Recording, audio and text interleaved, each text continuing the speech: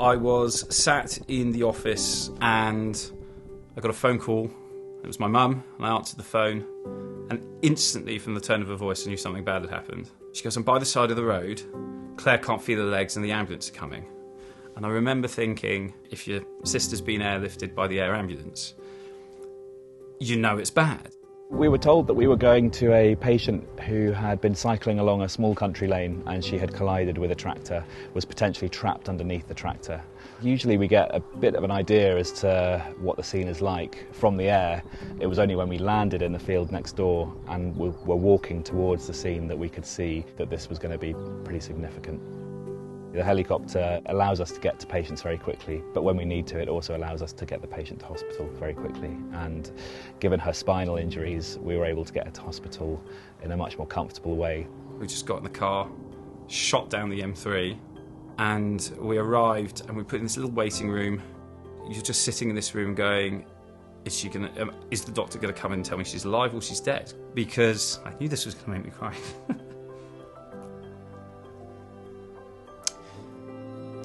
We thought she was going to die. Right? Hi. Hello. I remember from the day saying, bye to my parents because, I'll be back in about an hour. And then I just remember kind of going off as I normally would. And that's it, really. Just kind of a normal day. From the ride, I remember kind of when you go on the side of the road, that bumpy feeling.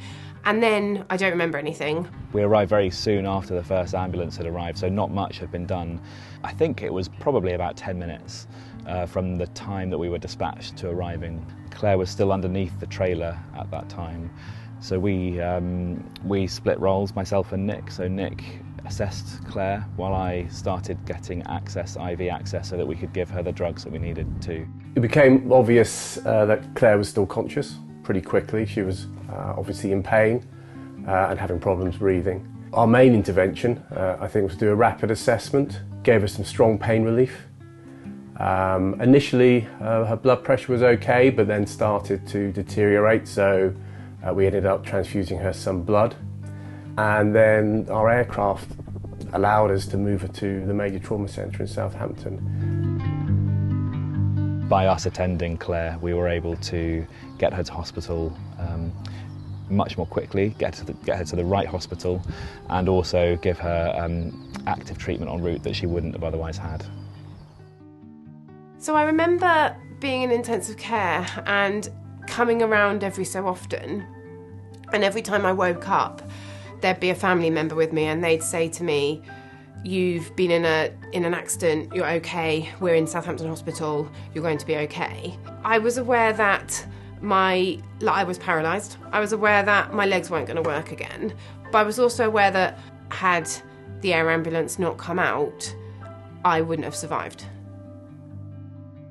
The women in my family are very sporty. Claire, she found running, and then someone suggested triathlon to her, and she had a real talent for it, and that became her life for right up until she had her accident.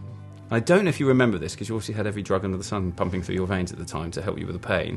They put this board up, and you held probably Mum's hand, and then when we pointed to the correct letter, you squeezed, and we knew what you were trying to spell out.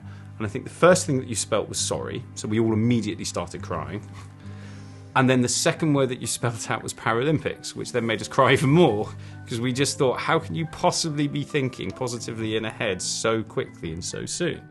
I wanted everyone to know that I still wanted to be able to do sport. And I think I wanted everyone to know that it was okay, that I was going to be okay, and that life was going to go back to what it was. So in that moment, I think it was trying to let everyone know, it's okay.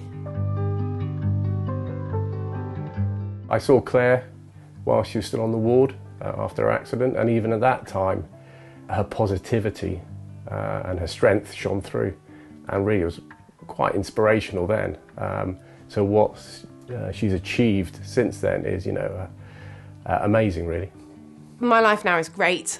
I'm really lucky. I'm fully independent, so I work and I've got my own flat. And going forward, I want to continue with my sport, and I'd really like to go to a Paralympics.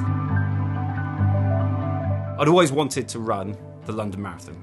had it on my bucket list, I wanted to do it, and I finally got my place in 2019. Claire obviously had her injury, and I thought, right, well, I've got my place, but there's no way I can now run this without raising money for the Hampshire Air Ambulance. I think in the end, people donated over £3,000 to the fundraising page, and I got told afterwards that it's roughly £3,000 per flight. So I raised enough money to maybe save one life, which is actually quite emotional when you think about it, because someone did that previously and saved my sister's life. So I kind of feel like I'm paying it forward, and I think that's really important. The crew on the day, Tom and Nick, the one thing that I would say to them would just be to say thank you. They saved my sister's life. It's that simple. I'd love to buy them a beer and give them a big hug and try not to cry when I meet them. They saved my life, but in doing that, they not only obviously changed my life, but my family's life and all the people around me. My life is very much how it was before. Just sat down.